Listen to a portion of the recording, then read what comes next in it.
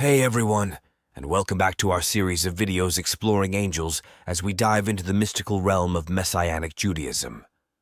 We delve into the fascinating realm of angels, seeking to unravel their mysterious hierarchy. We begin by examining the class of angels known as Erelim, discover how their mention in the scriptures is intertwined with historical events and national tragedies. Next, we move on to explore the Ophanim, or galgalim, angels who never rest and guard the throne of God. Uncover the significance of the wheels within wheels in the heavenly realm and their connection to the vision of the prophet Ezekiel. Finally, we immerse ourselves in the majestic realm of the Hayyot Ha-Kodesh, or living creatures, who are the highest rank of angels in Judaism. Learn how they guide mystics in their spiritual journeys and the trials that await believers.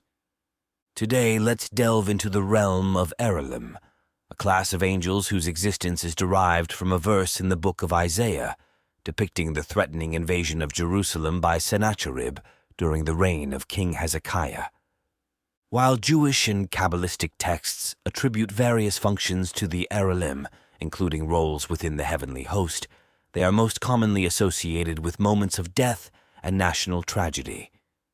They appear in many angelic hierarchies, often holding the first place among the 10 orders of angels, but in Maimonides' view, they hold the third.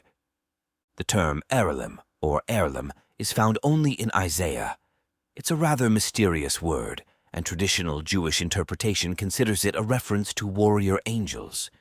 So, modern Jews and Christians often translate it as heroes or valiant ones. Quote, "Behold, their brave ones cry in the streets, the ambassadors of peace weep bitterly." At first glance, this passage seems unrelated to angelic beings, but the word translated as ambassadors is actually malakeh, the same word usually translated as angels. Reading the text this way adds an intriguing layer to the narrative. In apocryphal writings, the angel Ariel, meaning Lion of God, is often regarded as a warrior angel with the head of a lion. Some scholars even suggest an etymological connection between Erelim and the lion-headed angel Ariel. Recognizing the conceptual link between Erelim and Ariel, another passage takes on new significance.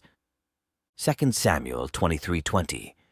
Benaiah son of Jehoiada was a valiant fighter from Kabzeel, who performed great exploits. He struck down Moab's 2 mightiest warriors. He also went down into a pit on a snowy day and killed a lion. Some scholars speculate that the phrase Ariel's sons in this context refers to some kind of semi-lion, semi-human beings, as they are distinguished from the lion that Benaiah also kills in this verse. The question arises, why not use the same word if they were just lions too? In light of what we've seen with Erelim and Ariel, warrior angels of God, could it be that these 2 sons of Ariel were some similar spiritual beings, perhaps demonic or fallen angels? Perhaps the sons of Ariel were warrior demons, while Erelim were warrior angels. Scholars note that Satan, the king of demons, is often likened to a lion. The first epistle of Peter 5:8 says, "Be alert and of sober mind. Your enemy, the devil, prowls around like a roaring lion looking for someone to devour." In any case, Benaiah seems to have something against lions. In summary, we do not know what this word means. But in the context, Malachim, other angels, God's armies, and so on are mentioned. Ancient Jews believed that this word specifically referred to warrior angels. There is probably an etymological connection between this word and the apocryphal angel Ariel. Yet modern translators blatantly mistranslate the word Malachim and impose a fabricated meaning of the word Erelim to support their naturalistic bias. And we move on to the Ophanim, alternatively spelled as Ophanim, also known as galgalim. The Ophanim never sleep and guard the throne of God. In Christian angelology, They are also referred to as thrones. Overall, most of these descriptions stem directly from Ezekiel's vision, as there are essentially no other detailed sources. These wheels are associated with a passage from Daniel 7:9. As I looked, thrones were set in place, and the Ancient of Days took his seat. His clothing was as white as snow. The hair of his head was white like wool. His throne was flaming with fire, and its wheels were all ablaze. Moreover, Ezekiel contains numerous other quotes with similar descriptions. For example, I looked at these creatures and saw wheels on the ground beside them, one wheel beside each of the 4 creatures. The appearance and structure of the wheels were like gleaming chrysolite, and all 4 looked alike. Each appeared to be made like a wheel intersecting a wheel. As they moved, they would go in any one of the 4 directions the creatures faced. The wheels did not change direction as the creatures went. The rims were high and awesome, and all 4 rims were full of eyes all around. When the living creatures moved, the wheels beside them moved, and when the living creatures rose from the ground, the wheels also rose. Wherever the spirit would go, they would go, and the wheels would rise along with them, because the spirit of the living creatures was in the wheels. When the creatures moved, they also moved. When the creatures stood still, they also stood still. And when the creatures rose from the ground, the wheels rose along with them, because the spirit of the living creatures was in the wheels. Spread out above the heads of the living creatures was what looked something like a vault, sparkling like crystal and awesome. Under the vault, their wings were stretched out one toward the other, and each had 2 wings covering its body. When the creatures moved, I heard the sound of their wings, like the roar of rushing waters, like the voice of the Almighty, like the tumult of an army. When they stood still, they lowered their wings. Quite a frightening description, wouldn't you agree? As you can understand, these wheels move alongside the winged cherubim under the throne of God. The 4 wheels move in conjunction with the cherubim because they have the faces of creatures. They say that they were the actual wheels of the Lord's heavenly chariot. Quote, "The 4 wheels had rims and spokes, and their rims were full of eyes all around. Ophanim are mentioned in some prayers, but that's about it. As I mentioned, the higher the rank of the angels, the less we know about them, and the less they are described. This fits into my mind in the following way. They are so grand and incomprehensible to the human mind that they cannot even be described. It's like describing a 4-dimensional space while being in a 3-dimensional one.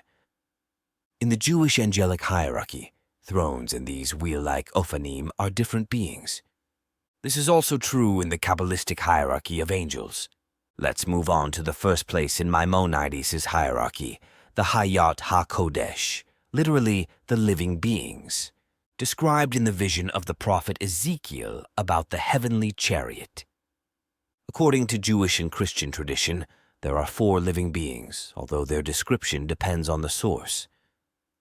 The symbolic representation of the 4 living beings in religious art, especially Christian art, is called a tetramorph. The angels of the Hayyot Ha-Kodesh are the highest rank of angels in Judaism. They are known for their enlightenment and are responsible for maintaining the throne of God, as well as keeping the earth in its proper position in the cosmos. The Hayyot are the angels of the Merkabah, who guide mystics on journeys through heaven during prayer and meditation. Jewish believers identify the angels of the Hayyot Ha-Kodesh as the 4 living beings described by the prophet Ezekiel in his famous vision in the Torah and Bible, where these beings are often referred to as cherubim and thrones. You see, it's all very intricate. Some beings can be other beings, while others are those beings. The Hayyot Ha-Kodesh radiate such powerful light that they often appear to be made of fire. This light or fire represents their passion for God and how they reflect God's glory. Leader of all angels, Archangel Michael, is associated with the element of fire, which is also connected with all the highest angels of God, such as the Hayyot. In Kabbalah, the famous archangel Metatron leads the Hayyot Ha-Kodesh. Metatron guides them, and they seek to unite the energy of the Creator, the energy of God, with creation, including all human beings created by God. When energy flows freely, as intended by God, people can feel the right balance in their lives. The Hayyot Ha-Kodesh serve as heavenly guides for believers who believe in the Merkabah. In the Merkabah, angels act as metaphorical chariots, bearing divine creative energy to people who seek to learn more about God and become closer to Him. The angels of the Hayyot Ha-Kodesh present spiritual trials to believers whose souls journey through the heavens during prayer and meditation. These angels guard the metaphorical gates that divide different parts of the sky. As believers pass their tests, the Hayyot Ha-Kodesh open the gates to the next level of trials, bringing believers closer to God's throne in the highest part of heaven. They are also considered in Judaism as angels who appeared in the form of a fiery chariot and horses to take the prophet Elijah to heaven at the end of his earthly life. In this well-known story from the Torah and Bible, the Hayyot Ha-Kodesh, whom other believers refer to as thrones because of this story, miraculously transport Elijah to heaven, sparing him from experiencing death like other humans. In conclusion, our exploration of the hierarchy of angels has provided us with fascinating insights into the celestial realm. From the warrior angels of Erelim to the enigmatic Hayyot Ha-Kodesh, each class of angels plays a crucial role in spiritual traditions and mystical experiences. By delving into these topics, we gain a deeper understanding of the divine and the unseen forces that shape our world. We invite you to continue this journey with us by subscribing to our channel and exploring more content on spirituality and mysticism. If you found this video insightful and thought-provoking, don't forget to subscribe to our channel for more enlightening content. By subscribing, you'll stay updated on our latest videos and join a community of like-minded individuals on a quest for spiritual knowledge. We also encourage you to share your own understanding of angels in the comments below. What role do you believe angels play in our lives, and how has your perception of them evolved? Your insights contribute to the rich tapestry of spiritual discourse, and we look forward to hearing from you. Thank you for watching, and until next time, may you be guided by the light of the angels on your journey. Stay curious, stay enlightened, and stay connected.